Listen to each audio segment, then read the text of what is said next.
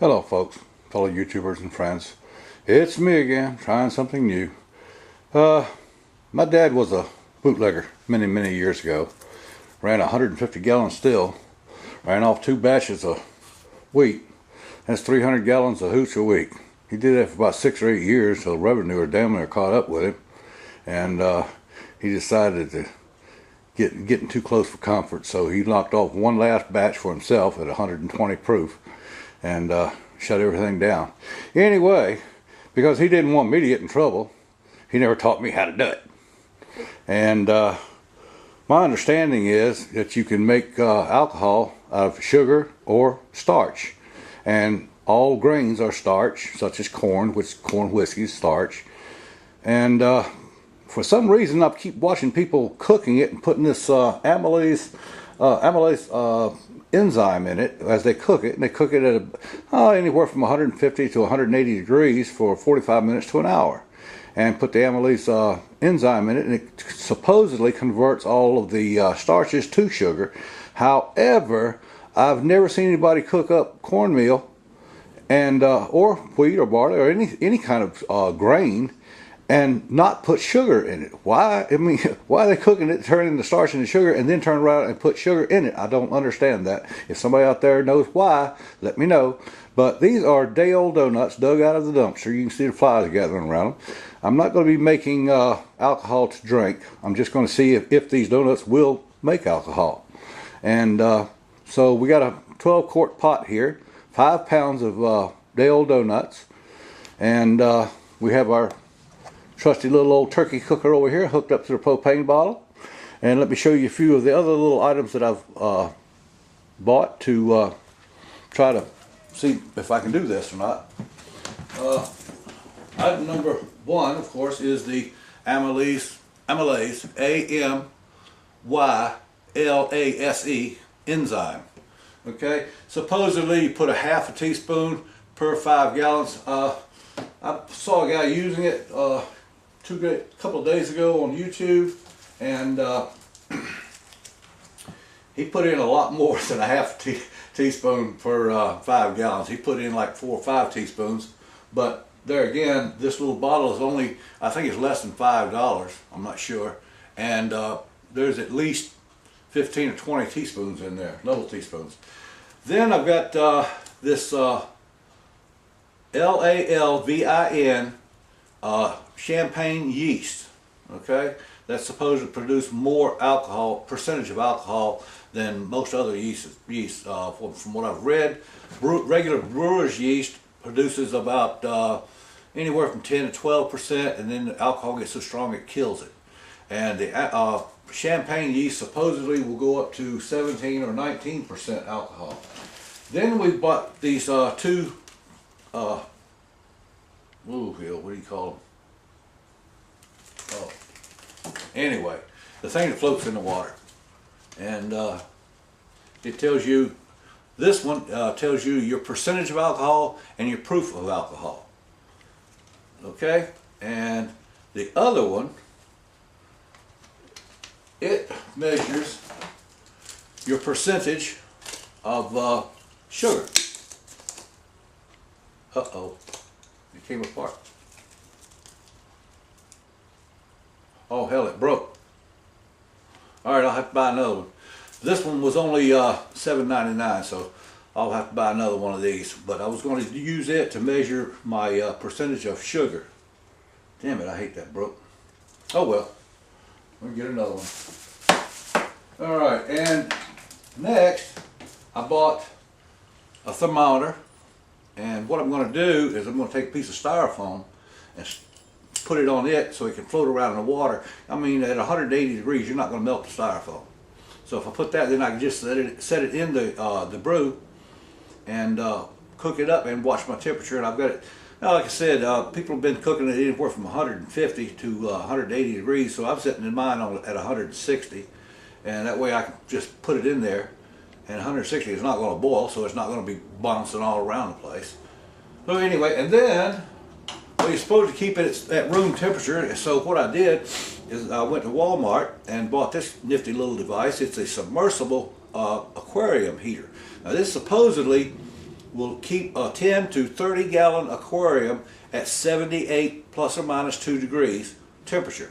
And from everything I've read and seen, that's just about perfect for your mash to ferment. Okay, and seeing as how it will do up to 30 gallon tank, and we're talking glass sides all the way around, I'm thinking if somebody really wanted to, this thing would work great in a 55 gallon drum full of mash. And just all you need to do is just insulate the drum with a little bit of insulation, just wraps all around it, and it'd do a magnificent job. All right, so what we're going to do now is I'm going to turn the camera off, fill a pot about 3/4 of the way full of water, and go ahead and put it on the fire and get her cooking. When she starts getting up to about the temperature, I'll turn the camera back on. Okay.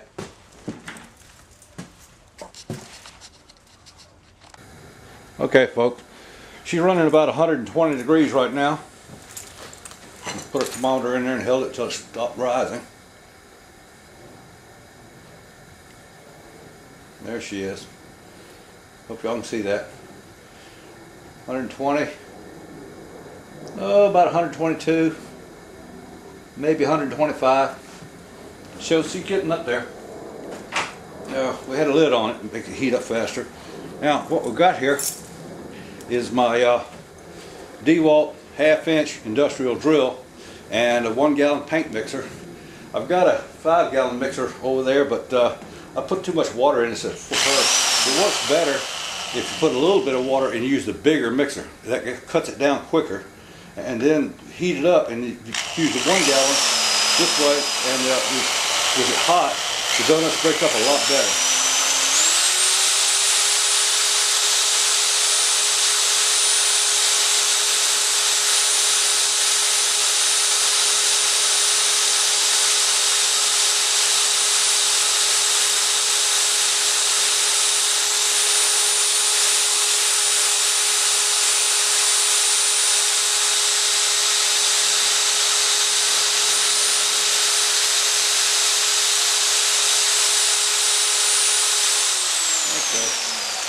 Turn the camera. Okay, folks. It's about 20 minutes later now, and she's up to about 180 degrees.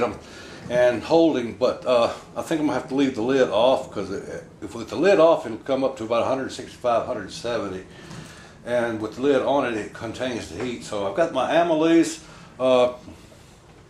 enzyme here. I'm gonna sprinkle it over the top.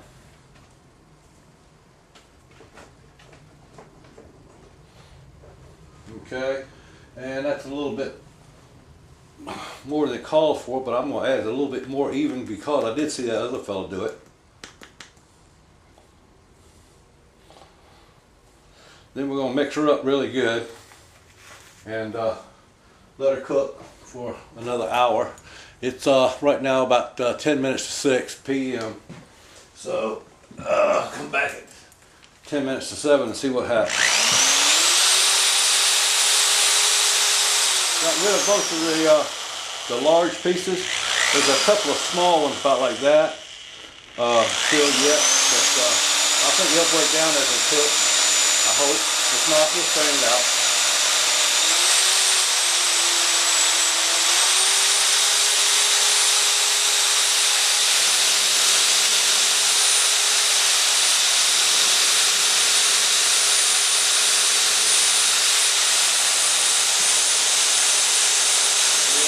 Good sized chunk right there. A little breakdown.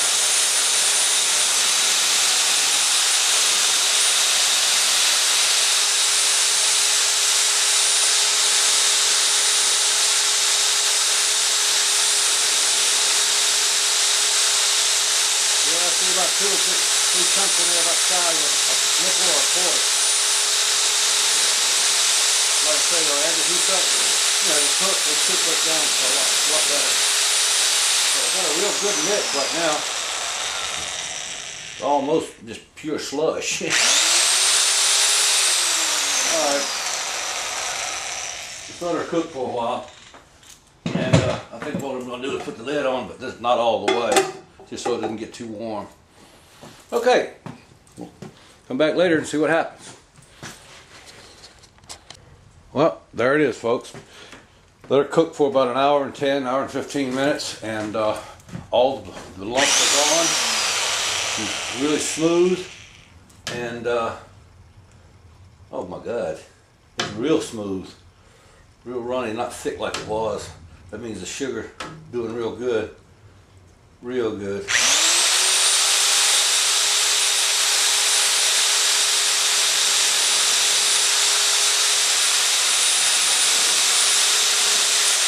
Okay, what we're going to do is we're going to cover it and let it set to on its own, cools down to room temperature, therefore it'll cook a little bit more under its own heat. And that's going to be it for this video. So when it cools all the way down, I've got some 5-gallon paint strainers. We're going to put it in a 5-gallon bucket, pour it in it, and strain all any trash out of it. And then we're going to take a lid, cut a hole in it for the aquarium heater, and another hole for the water trap, and so that way we can tell when it's bubbling and when it quits bubbling. Okay? And okay, we'll see you later, probably tomorrow. Have a good evening.